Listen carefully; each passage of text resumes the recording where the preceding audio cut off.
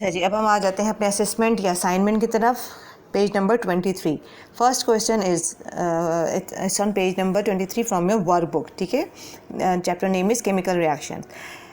Which one of the following is a chemical reaction. इसमें चार options हैं: burning a piece of paper, heating a piece of iron, boiling water या adding salt. अब आपको जब मैंने एक्सप्लेनेशन दी थी तो उस वही वक्त बता दिया था कि कौन सी चीज़ जो है वो एक केमिकल रिएक्शन हो सकती है। ठीक है, पानी को बॉईल करना ये एक फ़िज़िकल रिएक्शन है। एडिंग चाहे आप पानी के अंदर सॉल्ट ऐड करें वो भी एक फ़िज़िकल रिएक्शन है। या इवन जो है अगर आप किसी एक चीज़ को, अगर आप आयरन है, अकेला है और उसे हम सिर्फ गर्म कर रहे हैं, ठीक है, तो अब बताइए कि इसमें से, या फिर हम कागज़ को जलाकर उसको ऐश में कन्वर्ट करें तो कौन सी चीज़ केमिकल रिएक्शन हो सकती है। Question number 2, which of the following is a chemical reaction. अब इसमें भी एग्जांपल दी हुई चार ऑप्शंस की, सोच समझ के लिखिएगा कि कौन सी चीज़ जो है वो केमिकली परफॉर्मेंस कर रही है या केमिकल रिएक्शन जिसमें हो रहा है। थर्ड है the smallest number of element which can form a compound. अब बताना है कि कितने, कम से कम कितने एलिमेंट्स हो जो कि कंपाउंड बने। ठीक है ना, एक एलिमेंट का तो कंपाउंड नहीं बन सकता। ठीक है, एक एलिमेंट तो एलिमेंट ही कहलाएगा, लेकिन कंपाउंड बनाने के लिए कम से कम कितने एलिमेंट्स की ज़रूरत होगी। Sulphur is an example of, sulphur एक अकेला है, लिहाजा वो क्या है, वो एक पाउडरी फॉर्म में, येलो पाउडर फॉर्म में मौजूद होता है। ठीक है, तो वो मेटल भी नहीं हो सकता, लेकिन वो सिंगल होता है, अकेला होता है, तो वो क्या होता है। इन चार में से आपने सोच समझ के लिखना है। The rusting of iron is classed as a chemical change. अब आयरन चूँकि उसमें जंग लग जाता है, क्यों, इसकी क्या वजह हो सकती है, इसको हम किसके केमिकल चेंज में हम क्यों कहते हैं, बिकॉज क्योंकि रस्टिंग जो है वो एक आम तौर से ऐसा प्रोसेस है जिसमें हैज़ गॉट डिफरेंट प्रॉपर्टीज़। आम तौर से आयरन की जो भी प्रॉपर्टीज़ होंगी और जब उस पर रस्टिंग हो जाती है तो वो बिल्कुल एक नई चीज़ बन जाती है या नए प्रॉपर्टी शो कर रही है, तो जिसकी वजह से हम कह सकते हैं कि रस्टिंग एक केमिकल चेंज है। Question number 6, which of the substance will not stop. किस चीज़ से, कौन सी चीज़ ऐसी है जो कि आपको रस्टिंग से नहीं बचा सकती। आमतौर से हम रस्टिंग को बचाने के लिए बाज़ औक़ात प्लास्टिक कोटिंग करते हैं, बाज़ औक़ात हम उस पर पेंट कर देते हैं, बाज़ औक़ात हम क्रोमियम की प्लेटिंग कर देते हैं, लेकिन एक ऐसी चीज़ होती है जिससे जो रस्टिंग में बल्कि और चीज़ों को जंग लगाने में हेल्प करती है। 7 question, which of the following never occurs during a chemical reaction. इनमें से कौन सी ऐसी चीज़ है जो कभी नहीं होती। अच्छा, मॉलिक्यूल्स आर चेंज, बाज़ औक़ात जो है वो अरेंजमेंट चेंजिंग हो जाती है मॉलिक्यूल्स की, बाज़ औक़ात जो है वो एटम्स दूसरे कंबाइन हो जाते हैं मॉलिक्यूल्स के साथ, या बाज़ औक़ात मॉलिक्यूल जो है वो डिकम्पोज हो जाते हैं। लेकिन केमिकल रिएक्शन में वो कौन सा ऐसा प्रोसेस होता है जिसमें जो कभी भी नहीं हो रहा होता।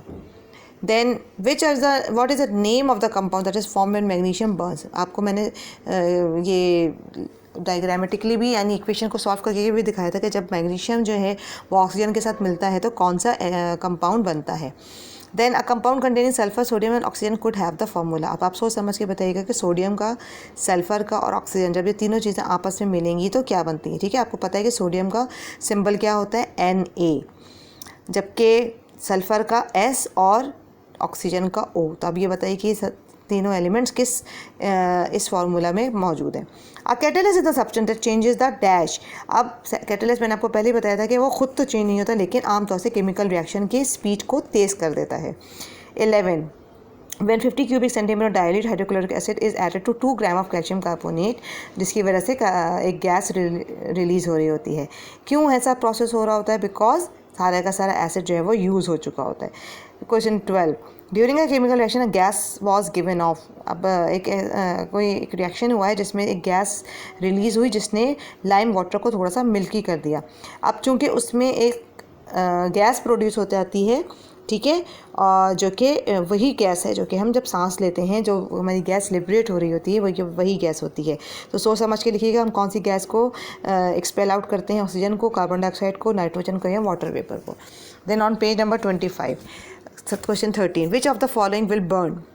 आपको मालूम है कि जब पानी जो है, जब हम उसको जब हम एयर को बर्न करते हैं, ठीक है ना, तो कौन सी गैस जो है वो आमतौर से प्रोड्यूस हो रही होती है। ठीक है, कौन सी गैस को ऑक्सीजन कंबाइन होती है जब हमें वाटर मिलेगा। ऑक्सीजन के साथ एक और कौन सा एलिमेंट होता है वाटर बनाने के लिए, ये सोच समझ के लिखिएगा।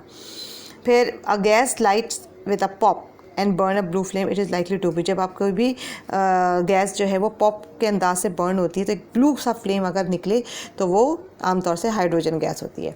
Which chemical elements do all hydrocarbons. अब हाइड्रोजन और कार्बन नाम से ही पता चल रहा है हाइड्रोकार्बन्स बन रहे होते हैं। तो अब आप सोच समझ के बताइए कि इसमें 15th वाले में कौन सा ऑप्शन होगा। हाइड्रोकार्बन्स, दो ही गैसेस के नाम आ रहे हैं। फिर उसके बाद है a mixture of iron filling in sulphur was heated over Bunsen flame for 2 to 3 minutes. जब आप उसको रिमूव करते हैं तो कुछ सॉलिड चीज़ें जो हैं वो आपको कुछ देर के बाद जो है वो वहाँ पे नज़र आती हैं। अब वो विच of the following statement is true, कौन सी चीज़ होगी जो कि लेफ्ट आउट हो चुकी होगी। क्योंकि हमने ये रिएक्शन क्लास में भी किया था कि आयरन और सल्फ़र को जब हम आपस में मिलाते हैं तो क्या बन जाता है, उसका एक कंपाउंड बन जाता है। Then the last second last question is on the question number 17। सोच समझ के करिएगा, इसके ऑप्शन जो हैं वो आपकी बुक के एक बॉक्स है उसमें गिवन है, ठीक है, और वो उसमें से सोच समझ के लिखना है। अब उसके 1 2 3 4 5 6 7 8 9 10 11 12 13 वर्ड्स हैं, और ठीक है, और सोच समझ के उसको पुट डाउन कीजिएगा कि कौन कौन से वर्ड जो हैं वो सेट होते हुए आपको नज़र आ रहे हैं इन तमाम ऑब्जेक्टिव्स में। Then on page number 18 read the following statements about chemical reaction. अब उसमें ट्रू और फॉल्स आपको चूज़ करना है। There is a loss of mass when the reactants turn into products. हमने ये पढ़ा है कि ये रूल है कि कभी भी ना ही लॉस ऑफ मास होता है और ना ही कभी जब रिएक्टेंट जो है वो प्रोडक्ट में बनता है तो मास का लॉस नहीं होता। तो आप लेकिन आप सोच समझ के बताइए कि ये ट्रू होगा या फॉल्स। अब what equation shows that what is happening in the reaction. आपको इक्वेशन से एक नज़र में पता चल जाता है कि रिएक्शन किस तरह का परफॉर्म हो रहा है, ये ट्रू है या फॉल्स, सोच समझ के। थर्ड है chemical reactions involve temporary change. क्या केमिकल रिएक्शन जो है वो टेम्प्रेरी चेंज होता है, यानी आप चाहें तो वो वापस आ सकता है अपनी जगह पे, तो ये ट्रू है या फॉल्स, ये भी सोच समझ के लिखना है। रिएक्शंस ऑलवेज आइदर टेक इन और गिव आउट एनर्जी। ये हमने पहले भी डिस्कस किया था कि जब भी कभी कोई केमिकल रिएक्शन होगा हमेशा या तो एनर्जी आउट होगी या इन होगी। और fifth one is usually the temperature is a reaction goes up. आम तौर से जो है टेम्परेचर जो है वो बहुत ज़्यादा हाई हो जाता है जब भी कोई रिएक्शन जो है वो परफॉर्म हो रहा होता है। और लास्ट है there are often visible changes. जब भी कोई रिएक्शन होता है तो आमतौर से हमें एक विजिबल रिएक्शन नज़र आता है या विजिबल चेंज नज़र आता है, ठीक है। So this is all about for assignment. Try to solve all the questions by yourself along with the books, ठीक है। बुक की हेल्प के साथ आप ये काम कर सकते हैं। Okay, thank you students, take care of yourself, अल्लाह हाफ़िज़।